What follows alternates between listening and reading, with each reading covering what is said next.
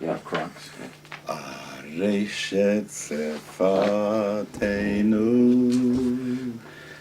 Yerab Lefanecha Areshet Sefatenu Yerab Lefanecha El Ram Venisan Mevinu Mazin Mabitu Makshiv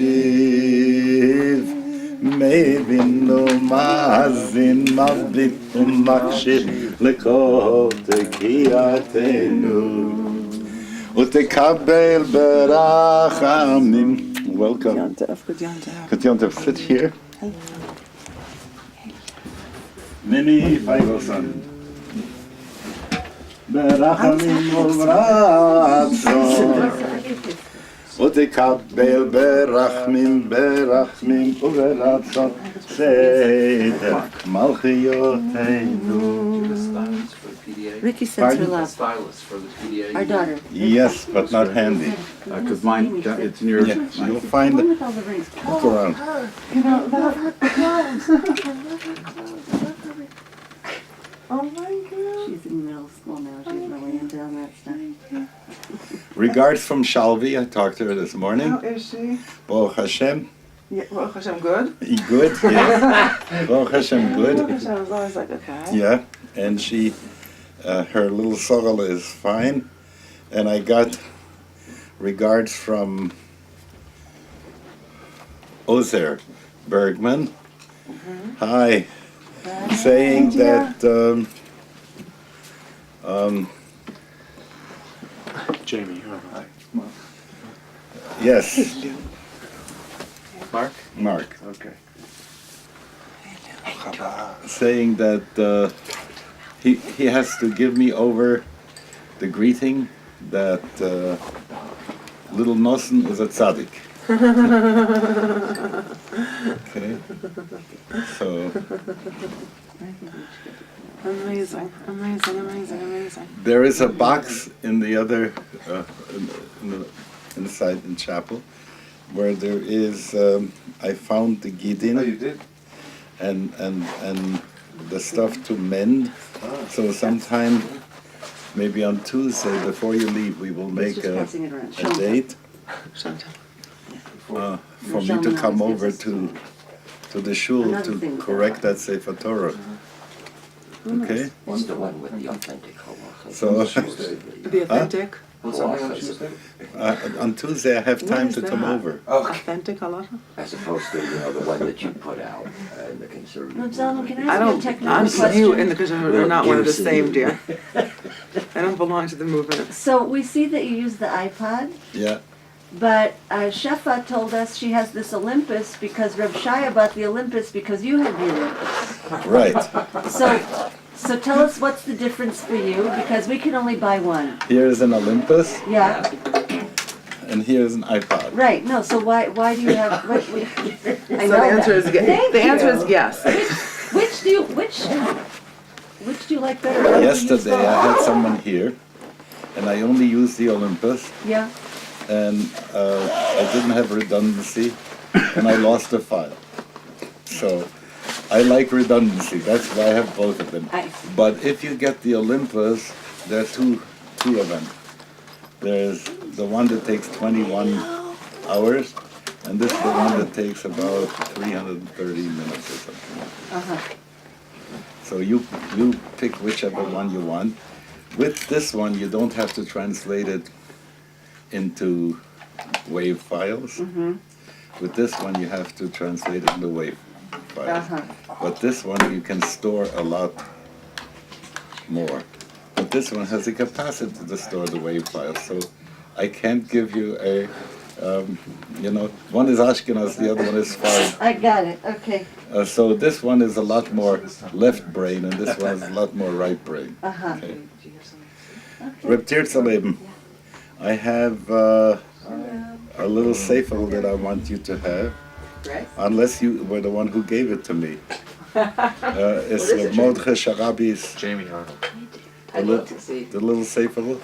I may have been the one who, if you have it there? Yeah, oh, it's over there. Meanwhile, I'm touting this Ezra Torah Lua, which has all kinds of good things in there. You have one from the from RA.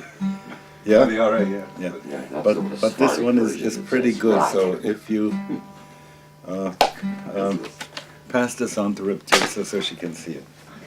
Okay. We are tuning up, I hear.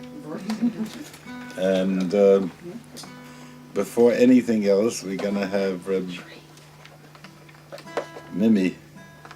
She's the guest here today to share with us what she wants. Last week we learned the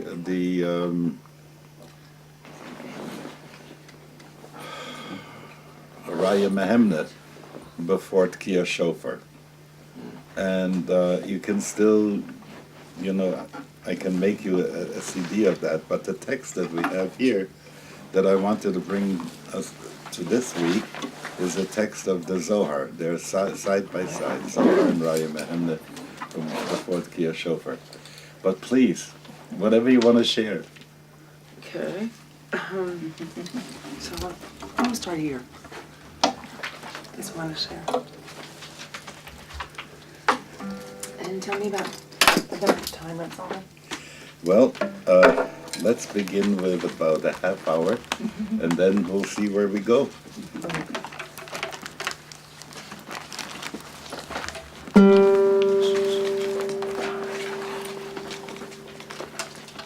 That's good.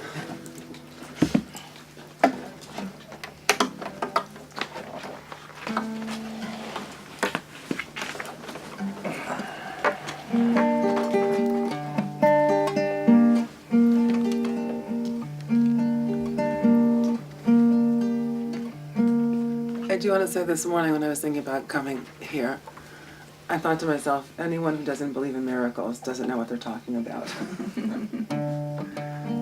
It's for all of us to be here right now. How could you not believe in miracles?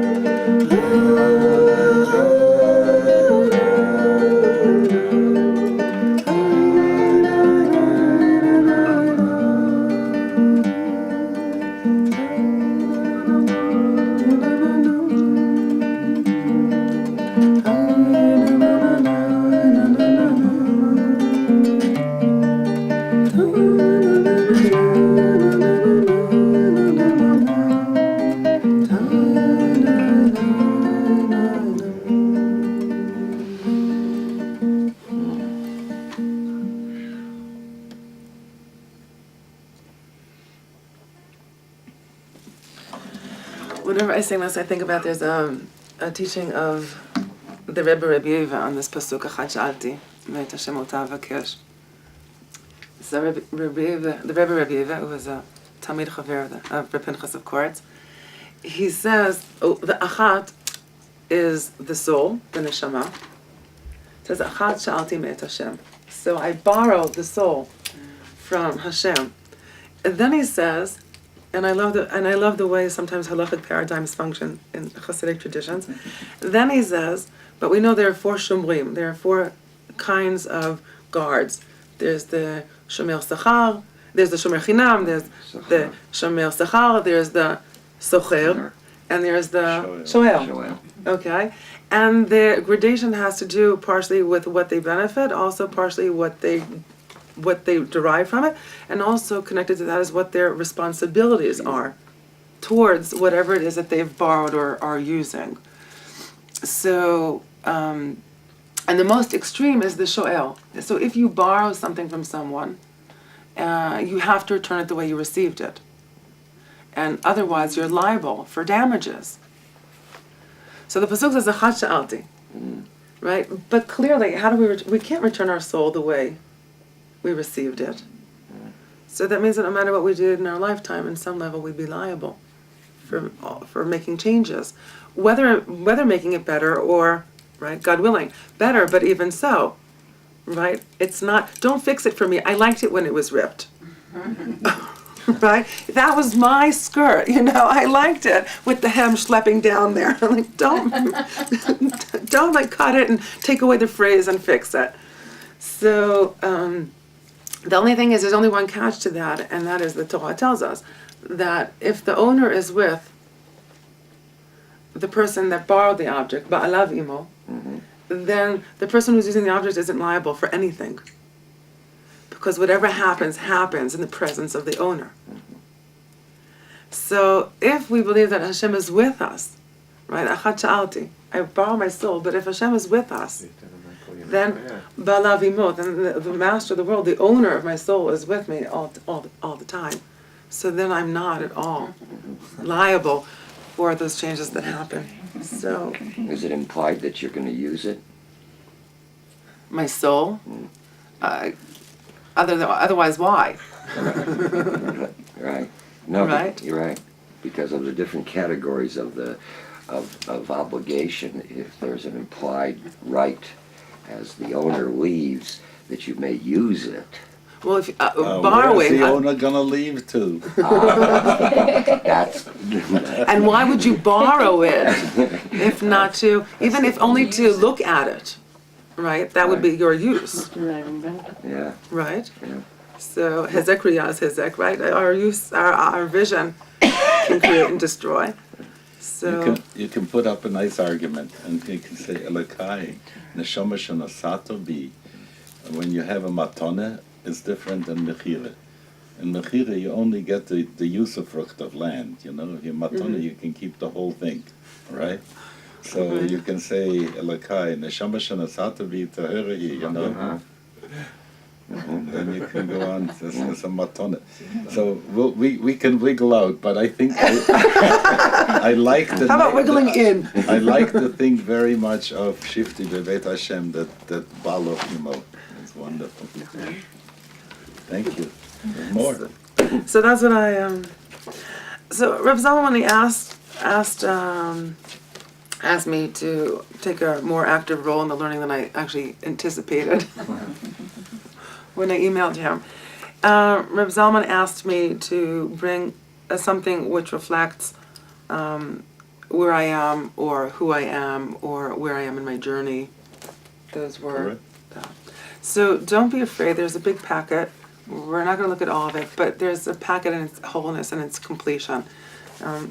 Mordechai Cohen actually knows parts of it. There are some new parts in it as well. Change and shift happens. So I'm going to hand these out, and we'll take it from there. What was this? I love being reminded that I'm actually. You're Mordechai Cohen? Thank you. I terrorize my students that they have to use their Hebrew names. So in class, that's just it. There's only one person I remember being a real terror for. Yes. We won't go there. Actually, two. Great to see you. But most times, I say unless you have like a totally traumatic experience with your Hebrew name, or it's really beyond the pale, then. So this is a packet of sources. As you can see at the top, it says text as spiritual mentor, and the reason for that is at the UJ I teach a class called Text as Spiritual Mentor, and with the seniors, and it's a class that's only open for the seniors. And in the class, I do two things. Basically, it's divided into two units. One is we look at Rav Talmud material to really use the sources as a spiritual mentor. So to look at different models of leadership and the strengths and the weaknesses in each one of the models. And then we look at sugyot from the Gemara, we look at the Rambam, we look at the Shulchan Aruch, and then different Hasidic rabbis and their teachings. The other part of the class is what you have in front of you. I, in the first class, bring this packet, and thank God it changes a little bit. I've been doing this now for 3 years, and it changes a little bit, although the core stays. And I say to them, these are my texts. These are my spiritual mentors. These are the texts that define me. These are the texts that demand of me. These are the texts that push me. These are the texts that hold me. And so if you want to know who I am in the world, and if you want to know how I think in the world, and if you want to know how I function or how I process or where I run to or run from, this is what's on the page. This is who I am. And then I have them throughout the semester. They need to do this for themselves. And then they present it to the class. So and they really need to ask themselves who they are, what they're about at this moment as they're about to enter the world as a Rav. And to have a textual a snapshot of their soul and of their being. So. But what was what was wonderful about the way you taught it is you didn't limit us as to what text meant, because some people showed clips of their favorite movies, for instance, which was very powerful. Yes, or a slideshow, or someone brought. Joseph Campbell, or love Joseph Campbell. And you could find on the page anything from Meir Shalach to Siddhartha and anything in between, and Martin Luther King, and a picture of an anatomy picture, because there was of the eye, because there's one membrane that a muscle, right, that functions in a certain way, and that for this person was a paradigm of how they are. And someone brought business cards of all their therapists. That wasn't my class. No, it wasn't in your class. Rebbe cards, Right? cards. Or a cloth that has hanging on their wall since they were a child, and no matter where they are, they're now married with children, and still that cloth hangs on their wall. Or a piece of music. So yes, expansive in the way. So clearly, we're not going to look at all of them, and what I'll do is I'll highlight a few, and then we'll either come back to them or we'll hold on to them, and you have this for yourself. And I'll start maybe, and I want to say maybe the best way to just to have a sense of how I work with how I live with the text. I'm not saying how I work with the text. How I live with the teachings is. Not so much to learn them right now, but to share with you how they function for me. And then we'll leave it as an open cheshbon between us, so we'll have an excuse to come back and learn again another time. Right? First you invite me, and then I'm already inviting myself back. It's l'chaim u'lashon is just wonderful. And I like the text as witness for my neshama. It's very good. Please. So the first I'm going to start at the top left, and that is from, I apologize for not writing the sources on this page, is from the Me'orei Naim. And the Chernobyl Rebbe, he lived 1730 to 1797, considered to be the youngest of the students of the Baal Shem Tov, and was in the running up after the Baal Shem Tov left the world. And it's on the Pasuk V'Yisrael Ahavat Yosef. So Yisrael loves Yosef, and then the Me'orei Naim says, נודע היות התורה נצחית בכל אדם ובכל זמן, והיא קדמה לעולם, אלא שנתלבשה בסיפורי מעשיות כפי הזמן. דהיינו, בעת שהיו האבות אברהם, יצחק ויעקב, נתלבשה התורה בסיפורי המעשיות שלהם. אך מכל מקום צריך להיות כן בכל זמן, ונקרא תורה מלשון מורה דרך. ואם כן צריך להבין בפסוק זה, מה הוראת דרך יש כאן. So the notion that the Torah is the blueprint for my life. And if I need to understand myself or I need to understand the world that I'm living in, that is the place that I go. Along with that, also the understanding that the Torah was garmented in the garments of the Avot in that time. And the image that I use to a certain extent is, in my mind, is the image of the snowflake. Because when gas becomes, right, a snowflake, every snowflake has a different form and shape. That's what defines it. But yes, it could be totally other. So could our Torah look other? It could. But can our Torah look other? No. This is the Torah that we were given. This is how this snowflake has been formulated and has been given to us. So when the Gemara, for example, says, Bonei olamot u'machriva, that God created worlds and destroyed them, does that mean that in other worlds there was a different Torah? I can't imagine not. Right? What it is about the Torah, the way it is now, which is fitting and appropriate for our world, right? That's our work to unravel and to understand how that is. But there is a reason why the Torah was garmented in the time of the Avot and not garmented in the time of the Melachim, of the kings, or the Shoftim, or the prophets, of the judges, or the Nevi'im, right? The fact is that the Torah was crystallized in the time of the Avot. This is the garment that it was given, and there is a reason for it, and that's our work to understand how this is the most fit garment for our time. So I will work with it, I will struggle with it, I will fight it, I will embrace it, all of the above. But this is what has been given to me for this lifetime.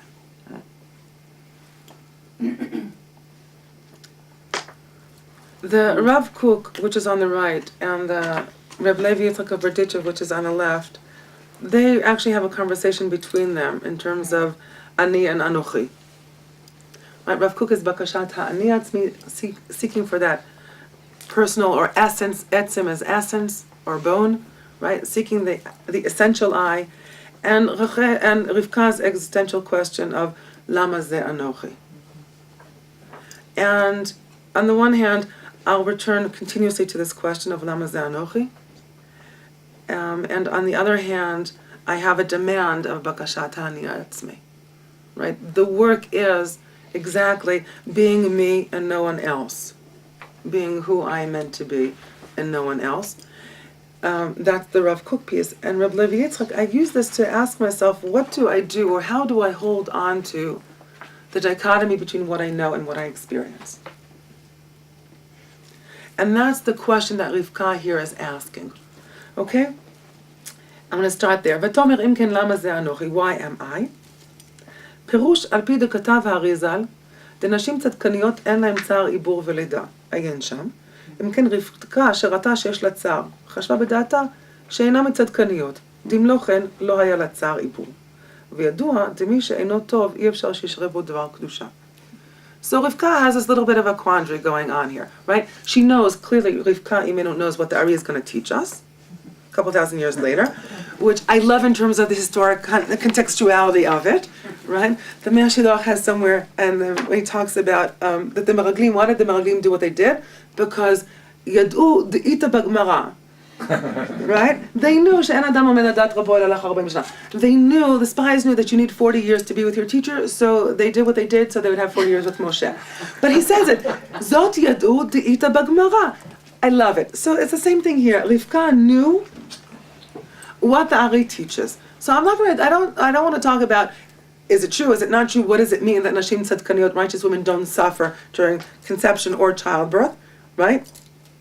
But these are the pieces of information that she's holding on to. Clearly she believes that she's a tzadkanit, otherwise this information would be irrelevant to her. So in terms of her self-perception, she's a tzadkanit. She's suffering. And she knows, right, that Yaakov wants to come out when there's holiness, but Esau wants to come out when there's not so much holiness. Something here is wrong.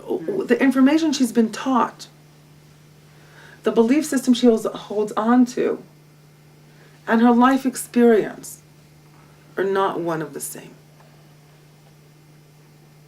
And when that happens to me, I find myself going back to the question of Lama Ze Anochi. That is how, in my heart, in my soul, and in my mind, I coin those existential moments of crisis, when I can't hold on to the pieces of who I am, and what I've been taught, and what I learn, and even what I teach, and what I believe, and what I'm living. That becomes a moment of Lama Ze Anochi. And if you skip to the bottom, I love this, and he elaborates in the middle, and that's when you have free time, whatever that means. I always think time is expensive and never free. What Anochi means, and that's why I said there's a dance between Rav Kook and him, and between the Ani and the Anochi. And he says at the end, Lo kmo she'at choshevet, not the way you think, right? He's talking here to Rivka. Sheinech tov, and here there's a flip. Now, you can tell me it's a typo, but the next sentence also, Bemet ata tov. He's talking to himself. Right? Reb Levi Yitzchak is, right? And it's a wonderful moment. Right? Because Reb Levi Yitzchak, until he reached Berdichev also, he was thrown out. Once he became a Hasidic Rebbe, he was thrown out from community after community after community. He goes to the Maggid of Mezrich and he gets a letter, right? That his family was packed up on a horse and carriage and thrown out of town. A garbage truck. Right? So he knows he needs to be a Rebbe, he knows he's a Rebbe, he knows this is truth, he knows this is the way to be in the world, and the world is not embracing him as who he is. Right? And so clearly he's like Rivka, he sees himself as a tzaddik. Right? And he's saying to himself, Lo kmo she'at choshevet, that's still him, he's still talking to her. But it becomes enech tov. Bemet ata tov. You are good. And this birthing that you're doing in the world is mechmat sheshne goyim bevitnech v'shem ze lumat ze asa Elokim. Okay, so the challenge is to be able to not doubt the kedusha, not doubt the anochi. The anochi is real, and the pain is also real, because that is the world that you're living in, or that's the world that I'm living in. Right, and it doesn't.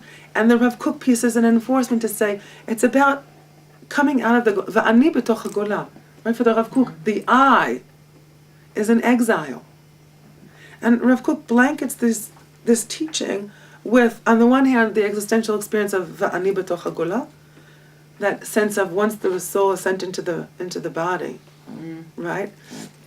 One Shabbat I'm in shul, and Leil Shabbat at Yakar, dead silence, that moment between the end of Kaddish and the beginning of Shmona Esrei. And my friend Leon is holding his little girl, Yael, who at the time must have been 3. Okay? And if you've done it at Yakal on Friday night, there's this it's this moment of this singing that fades into a moment of silence. And literally you can hear the silence before you hear the feet shuffling. And all of a sudden she screams, Abba, lo tov li po, totzi oti mipo. And I thought to myself, okay, I'm done davening. She said everything, right? Abba, it's not good for me here. It's not good for me here. Take me out of here. Take me out of here. And I thought, oh, how many times has my soul called that? Right? It was just really the sense of there's nothing more to say. She said it all. What was the point of entering into Shmona Esrei? I just, that paradox, I just read the Kuznetzer comes to the Yida Kodesh and wants to understand why he loves Yom Tov Sheni more than Yom Tov Rishon. And the Yida Kodesh explains it that because you're in Galut,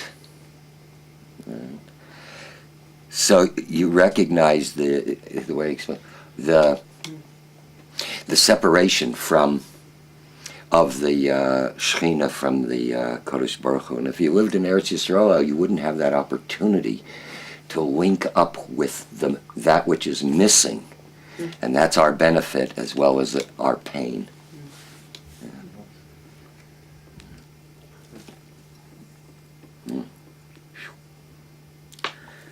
So Rav Kook moves us between Vani B'toch HaGorah, the sense of this exile, to, if you look at the bottom, right, V'yadatem ki ani Hashem Elokechem, hamotzi etchem me'eretz Mitzrayim liot lachem le'elohim, ani Hashem.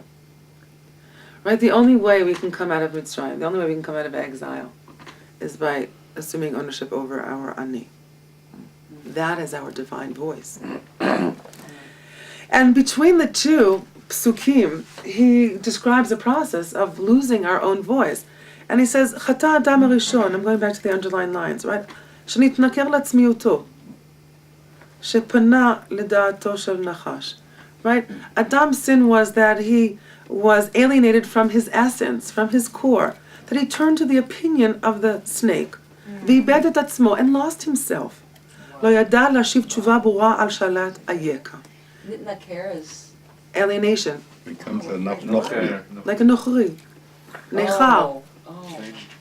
right? Estranged. That was from Lahakir.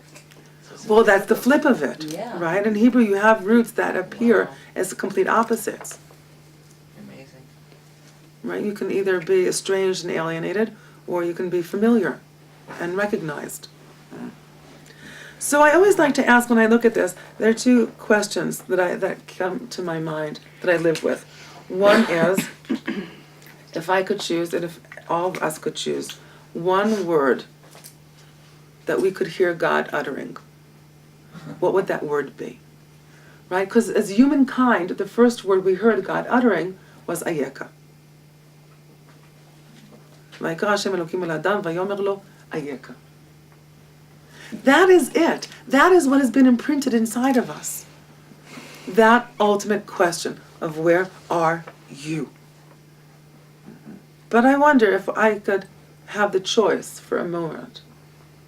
If we could all have the choice for a moment and say, Master of the world, this is the word I want to hear you utter. What would that be? And clearly the second question that I think begs itself without too much work is, what would have happened if Adam said Hineni? Instead of 1,000,001 excuses. Whatever it is, it doesn't even matter that he blames her. It's not being able to say Hineni. And looking for excuses and looking for reasons and looking for, right? I like the possibility of him saying, "Come and find me." You know? Lo yada. Right? Part of me wants to say, I want to say, Ayeka, like, where are you? Yeah. He asks me, where am I? Let me ask you, where are you? Well, maybe that's the question he's planting, or she, Right. rather than asking. You know my Dvar Torah on the He, in regard to God? I'm proud about 2 Torahs that I brought into the world. I think I brought into the world. Like, I think if I'm going to get into Gan Eden, it's going to be merit of 2 Torahs. Number 1 is, the numeric value of the word Tov is 17. So the gematria of Tov is 17, and the gematria of Oy, 17. So I'm very proud of that. And the other is, Do you want to tie those together, please? that Oy and Tov are the same gematria. Yeah. So I want to hear your... That's all it's about. Zeru mad zeh. I'm back to the pasuk, Okay. right? It depends if it's a tsar oy or if it's a happy That's oy. Oy, oy, oy. And the second one is, since I grew up in Israel my whole life, my parents made that when I was 8, and I grew up bilingual, and I think bilingual all the time, and Hebrew is really my primary language. So in Hebrew, who, the word who in Hebrew is she, right? And is he, right? So if I say he, and you think bilingual, I'm PC. You are very PC. No one would know that. Right? It's the one place in my life. Like if you can, when I say he and you think Hebrew and English, right? He, right? I'm PC. So I think like I'm gonna get up there and they're gonna say, "And who are you?" I'm gonna say I'm the he, she, oi tov person. And I'll say, "Okay, come on, man." That's what's gonna get me there. So I often say he, but I never think he for a moment unless I think bilingual. The example that Rav Kook brings is, he said, where did Adam know? Like, where did he learn not to answer? Where did he learn not to be he? And he says, if you skip a few lines down, you'll see it's not bold, but the spaces between the words grow. He says, Chata Aretz, the land sinned. 2 lines down. Tam ha'etz ketam piryo, nasa ein michutzla. The Torah tells us that what the Master of the World asked for was etz pri oseh pri, was a peach tree that creates peaches. And what we ended up with was an etz oseh pri. We ended up with a tree that creates peaches. That was where Adam learned to hold back. Because nature held back from its creation. So what he doesn't say here is, when he brings in the moon, he hints to the presence of the moon, right? The moon looked for things outside of her. That's why the famous Gemara in Chulin, that Mrs. Moon comes to God and says, how can 2 kings be with 1 crown? And God says, but you're so small. So the He didn't know the grosses.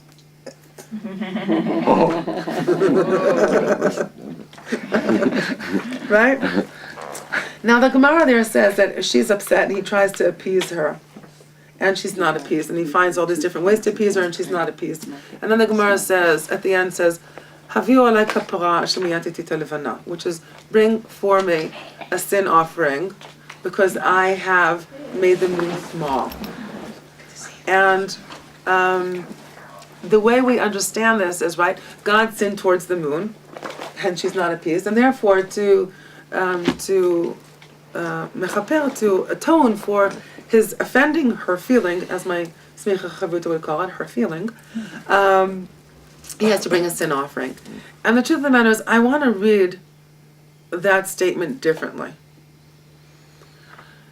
What would have happened if when Mrs. Moon came to God and said, right, God first created Shnei Mod Gulim, 2 great lights. What would have happened if when Mrs. Moon came to God and said, how can 2 kings function with 1 crown? He said to her, deal. This is the way I created the world. Try it out. I created a world of Shnei Me'od Gdolim. So when the Master of the World says, Aviu alai kapara shemiyatiti televana, bring an offering, a sin offering, because I've made the moon small, for me. He's saying, I sinned against myself. Because I didn't listen to myself. Haviu alai kapara. Right, bring for me. Right, because otherwise, how would the tree know? How would the nature know to hold back? Sinned against God's first design. Yes, right. He had an intention when he created the world. That's me. Yes. Yes. That's great. It's even the moon. Your name, please. Bahir. Bahir. Even the moon. The mistake I always thought, how can 2 kings rule with 1 crown? So who said you were a king? So you get small. You're not. Your ego is going to make you small. Right. The only catch there is that the pasuk says Shnei Me'od Gdolim. Rolim. She knows who she is, but that's exactly. She's gadol. She knows. Not a melech. Well, equally, she says Shnei Melachim. Shnei melachim. So she sees both sources as being As kings. equally. Okay, so if she's not That's king, the play. then the other one isn't king either. That's fine. Right. Or wrote without a vav creates a whole bunch of things on the side of the story. A lot of places to go there. Yeah. The sof is that's what we are hearing here is so really important, that the individual, we always bash the ego, we say the self But it turns out our personality, this is what it, without that we can't function. This is what the Rabbi Shalom gave us, and so on and so forth. And to see the difference between these two statements, and to see that, and I think this is a wonderful modern thing of Rav Kook, that he is speaking about the individual personality and his own holiness. It doesn't have to be other than it is. Mm-hmm. Yashika, it's very good. Go on. Yes? Yeah. The piece on the bottom is really there because how could it not be there? כשלומד צריך ליישב עצמו לפני מי הוא לומד. Right? When we sit and learn, we have to take a moment, we have to pause, we have to meditate, we have to bring back to our intentionality who is sitting in our presence as we're learning. שלפעמים מתרחק עצמו בלימודו מהבורא יתברך שמו. Right? Even the learning can be an endeavor that distances us from the master of the world. לכן צריך ליישב עצמו בכל עת ובכל שעה. Right? We need to come back to that consciousness, we need to come back to that reality. Right? There's a notion of kinyan when it comes to Talmud Torah, there's a notion of acquiring and ownership on the one hand, but then again, Reb Shlomo, I just thought of this now. Reb Shlomo would say that you could tell, and I was thinking about because of what you talked about the matana, the gift. And Reb Shlomo said you could tell the difference of the quality of a relationship when someone gives you a gift. Right? When you give someone a gift, do they look at the gift or do they look at you? He says if they look at the gift, you can start crying. And if they look at you as they're giving you the gift, you can say, thank God. Right? So I say the same thing as here. Right? Do we only look at the words of the Torah? Or that's the gift that we've been given? Or do we continuously look at Hashem as we're receiving this gift? כי לקח טוב נתתי לכם. But as long as you remember his Torati, al tazo.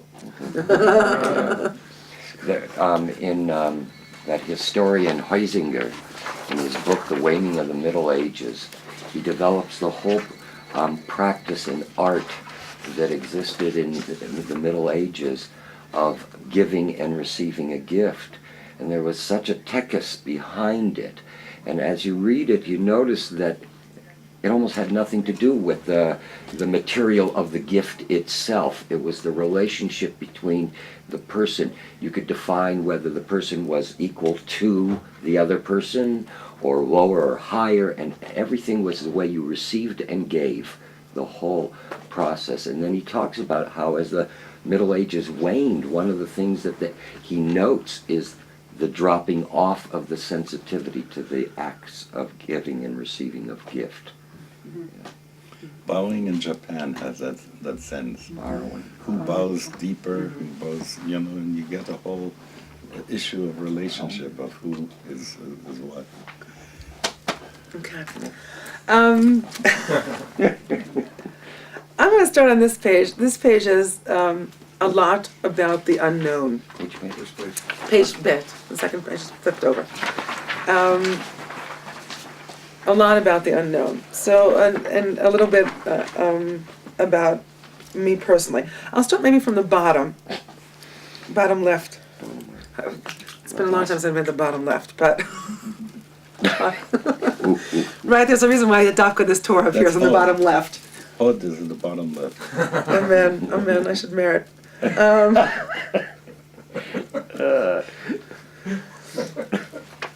So, this Gemara is Chulin Samech Amud Bet, and it appears right after, actually, the Gemara that describes this wonderful conversation between Mrs. Moon and the Master of the World. So there's the Amud there has different ramis, different controversies between different psukim, stories that deal with the creation.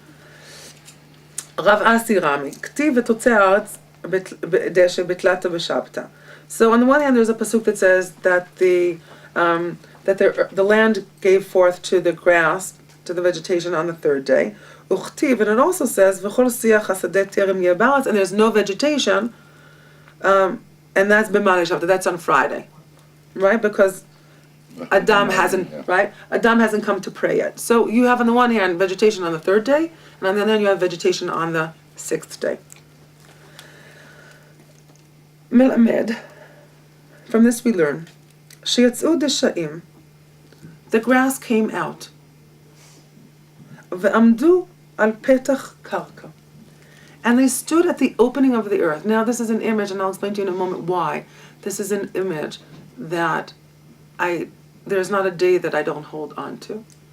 And in many ways defines who I am today in the world. Amdu deshaim, shiyatz'u deshaim, they came out. Ve'amdu al petach karka, and they stood at the opening of the earth. Ad sheba Adam harishon, until Adam came. U'bikesh aleim rachamim, asked for compassion upon them. V'yardu gshamim, and the rains came. V'tzamchu, and they grew. And if you look at Rashi, Rashi says, Amdu al petach karka, mitavim lemei gshamim. It's not a passive waiting. It's an active yearning. They are desiring, mitavim, they are desiring for this rain to come. They know that they need to wait for the rain. They are in actuality, yetz'u deshaim. Why this image? So sorry to interrupt you. Whoever is parked behind my car has to move it. It's illegal here to park, so you're in the sidewalk. But there is plenty of room on the street. Sorry. This image, when I found this image in the Gemara, I found that I came home because I found that there was a sentence in the Gemara that defined what it means to me to be a female Orthodox rabbi in the 21st century. Right? That I am somewhere between Tuesday and Friday. Right? These blades, Yetz'u Deshaim, they are fully grown. Right? They have sprouted. And yet they're waiting, an active waiting, until they can break ground. So when I'm asked how do I live my life as a female Orthodox Rav in the 21st century, this is the image that I hold on to. Right? Until a mensch shows up. Until a mensch. Right. Well, that means it's going to be a long Wednesday and Thursday. Long dry spell. Right? How long? Every day was 1,000 years. How long was every day? We want b'mhera b'yameinu, not b'mhera shel HaKadosh Baruch Hu. Amen. Amen. Amen. Amen. But you know, at the end, l'lamdecha she'akadosh baruch hu mitzavel et tfilatam shel tzadikim. So I guess enough people have to daven for it to happen. Right? Enough people have to need it and want it as well. I don't know what to do with this, but I just can't help thinking, you know, the image of waiting for the rains. I just can't help thinking of all the people who are waiting for God knows what tomorrow morning with Hurricane With Rita. Rita. It's like, if here the Geshem is, you know, is God's Rachamim, I'm sure all of us who are preparing what we're talking about over Rosh Hashanah Yom Kippur, it's just so hard to really know what to do with that. I mean, how can, I just heard on the radio on the way here that part of New Orleans that had just been drained is now re-flooded already, and the storm hasn't even hit yet, and it's just, the image of and I suppose the Gemara in Ta'anit also, I mean, there's constant discussion about the right kind of rain, the wrong kind of rain, destructive rains, and all that, but I don't know what to do with that. So the place where I can go with it is, if you look at the Gemara here, rain gets translated into prayer. Yeah. Right? In my world of images, where that takes me is, I remember also learning this from Reb Shlomo. He said that when Noach was in the Teva, right, it wasn't a Caribbean cruise, right? That the waters were shaking the Teva, right? And what was that? It was all the tears that Noach could have cried and didn't cry as he was building the Teva. Right? I remember the one sentence I hear Reb Shlomo saying is, 120 years and not one Baal Tshuva? Right? 120 years, which is a lifetime, he's building this Teva. People walking by in the streets, what are you doing? What are you doing? Oh, don't ask, God's destroying the world. Mazel tov, have a good day. And on. right? So every nail that he put into that teva, it should have been, right? The teva you think should have like disintegrated from being so wet from all of his tears. So all the tears that he didn't cry were shaking the teva. Which is why I think the Gemara translates, right, the gshamim into tefillah. And that translates to me into tears. Right? And that's the mitavim, the megshamim. They're waiting for this, right? That's the tears that we need to cry. And what do we cry for each other? And how do we cry for each other? And how do we see people in their greatness and cry for that to actually come to fruition? Right? So, if you ask, like, how does this function also for me for Torah Yamim Noraim? Right? How do we see each other in our greatness? How do I see you in your greatness? And am I willing to cry for that? Right? Do I cry for you to be in your greatness? Do we cry for each other to be in our greatness? That is the megshamim. That's the water that will soften the earth so that indeed the desha can come out. That's how megshamim translate into rachamim, because it's really tears of geshem, of actuality. Right? Our tears will help others actualize who they are in their greatness.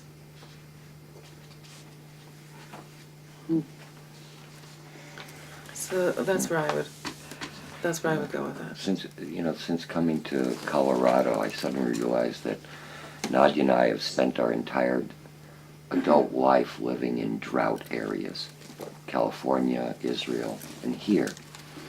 So it got me to start looking at, as Marc was talking about, Masechet Ta'anit, and then going to the story about Choni, and getting the feeling of how interesting it is that those places that suffer the drought, when the rains do come, they never come in gentleness. They come in either overabundance or actually way too much.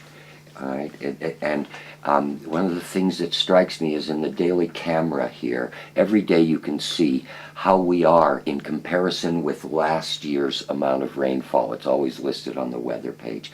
And you suddenly feel yourself being measured, all right, by the past of abundance or chisaron, and it becomes very personal with you, how you relate to that droughtedness within as well as without. It's so powerful to live in that environment where you're both dependent and, I don't know what the right word is, oversupplied, I guess, with that. Yeah.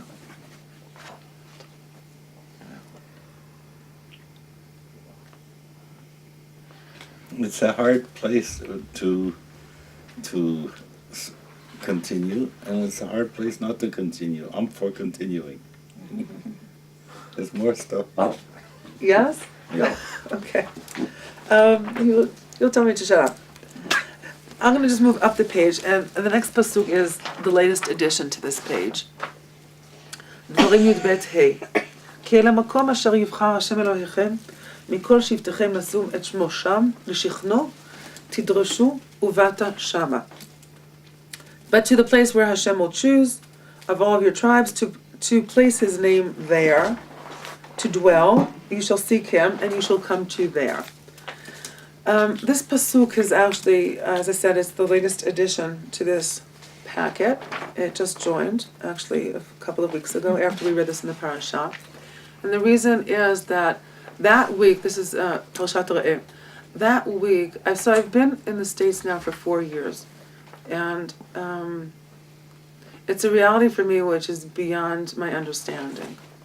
And growing up in Israel, a very, like to coin myself as a very obnoxious Israeli, with zero tolerance to anything that happened outside of Israel. And yet knowing that I was born here and we spoke English at home, but I didn't read English, I didn't write English until I arrived at the university. And if someone would speak to me in broken Hebrew, I would make sure that my Hebrew would be so hard that they wouldn't be able to understand what I was answering. Or I thought when I was a madricha, a counselor in Bnei Akiva, that God hated me because all of a sudden one day a young girl showed up to my group in Bnei Akiva American, blonde, and she was carrying an English paperback in her hand. And it was nothing short of really tzelem b'hechal. Right? To bring an English paperback into Bnei Akiva was really nothing short of an idol in the temple. Nothing short of that. And I was sure that God hated me because of this. So growing up in that way, and here I've been in the States for 4 years, and partially it hasn't gotten any easier not being home and not being in Yerushalayim and really feeling like a fish out of the water. And on the other hand, understanding that my work really is here right now. And also there's an element of hakarat tov, of total gratitude, because at the end of the day, this is where I can actually live my life as an Orthodox Rav. So, and I'm aware of that, and I'm grateful for it every day and every moment. And the pull. So asking myself, so I spent the week of Parashat Re'eh thinking to myself, is the indoctrination so strong? What about it is so strong? What about it holds me the way it holds me? And also I was working in my mind with the image of Orla and Netarevai, right? You have 3 years of Orla and a 4th year of Netarevai, which the fruits are not permissible. Okay, I've done my 4 years here, and now is this the time? So I spent that week working with that question, because it really will form how I will be in the world in this coming year and coming years, as long as I'm here before I do ultimately go home. And home will always be Yerushalayim. And sitting in Shul Shabbat morning, and I see this pasuk, and I said, okay, this is the work. Ki im el hamakom asher yivchar Hashem. Right, there's a place where Hashem chooses Lasim et shmo sham, to put his name Sham there. There's no name in this pasuk. And when he puts his name Sham, you come to Shama. And I've been living with this couple of Sham and Shama for a few years now. Okay? And Sham